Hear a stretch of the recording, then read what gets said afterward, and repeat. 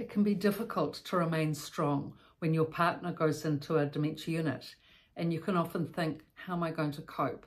How am I going to manage? I'm never going to like this place. I'll never make friends here. But time and place has a way of working.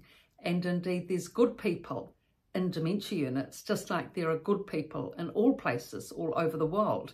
But actually in dementia facilities, more so, in fact, because you need to be a good-hearted person to want to work there.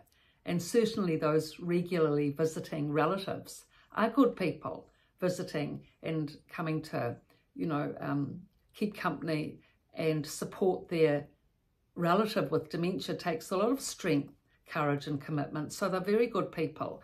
And in time, once you get to know these people and befriend them, you can learn their hard-won wisdom, and it can become actually enjoyable coming to visit the dementia unit, and certainly purposeful.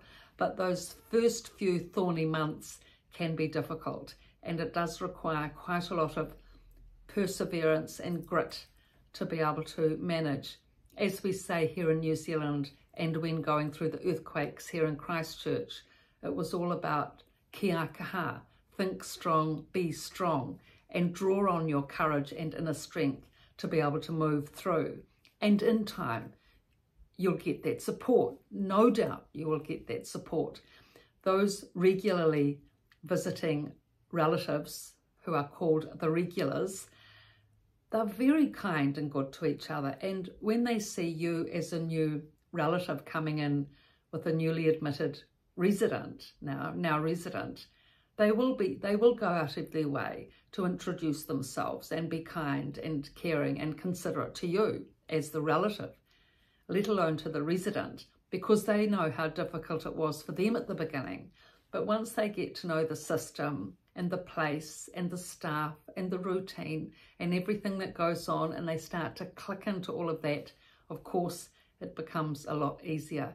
So that's why it really helps to make it a mission to get to know the place, get to know everybody, the staff, the main carer, the charge nurse, the rosters, the regularly visiting relatives. Just keep an eye out, observe, take note, and get to know everybody, because that will at least enable you to orientate yourself. And when you as a relative is orientated, then you will better be able to orientate, say, your partner who's now living in the dementia unit. And it can be, an activity for you both, actually. When you're sitting there with, say, your husband in the dementia unit, then you can chat, well, there's your main carer, John, if his name's John, and when the carer's there, you can actually call out and introduce John to the main carer. There's the doctor. That's where the TV lounges, where the main residents are sitting, where the residents sit in the day. And so you can orientate as they're orientating. And that always helps coping skills. You've got to be able to orientate. If you're not orientated, you really can't cope. It's too confusing if you're disorientated. So that in place, the next step really is to start to be open, at least, to others befriending you. And they will. Staff will be kind. New relatives will be pleasant. And just be open to chatting with them, to if they ask you over for a cup of tea, or, if they start up conversation with you, as much as possible, give the time to that. Even if you're busy, stressed and stretched, if someone reaches out, take that time to stop and discuss things with them and have a chat. Or even if they don't extend themselves first, you can extend yourself to them and say, look, my partner has just come into the dementia unit. I'm sure you're observing that. My name, introduce yourself. And, if you could give me to if this is a relative who's been coming regularly, you've witnessed that they're coming regularly to see their partner, say, look, I'd really appreciate it if you could give me a little bit of inside information on, the things that I need to know here to better be able to manage and cope and to be able to help my husband. And they'll you know, more than likely say, look, I'm very happy to help. How about we make, you know, a time cup of tea next Monday at 2 o'clock. I can come then and we can sit down for half an hour. And in this way, you get to know the workings of the unit, because otherwise, trying to work it all out by yourself, it's too difficult, too much to get to know. And if someone's been coming regularly, they know the ins and outs. If you ask them questions, they're likely to be able to answer it, or they can let you know who to go to ask questions, whether it's the clinical manager or the charge nurse or the doctor or the carer.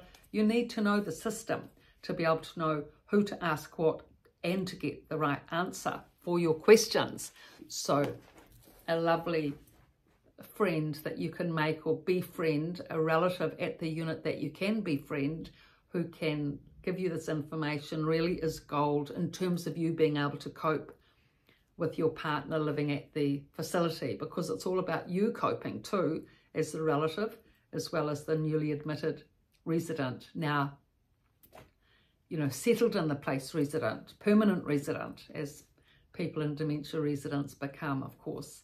So the resident's voice and the resident's rise, both from a dementia unit, I've written both on Amazon, soft copy, hard copy, ebook, and my website, pietavalentine.com. Now, to let you know, my background's physiotherapy, 35 years as a physiotherapist, 8 years as an activity coordinator, and I've worked with geriatrics and people with dementia all my career. So all of this work I do is aimed at positive practical techniques to help the residents manage in dementia facilities, both on these videos on YouTube and TikTok and in the epilogues of both books. So thank you for your looks and likes and interest. Thank you.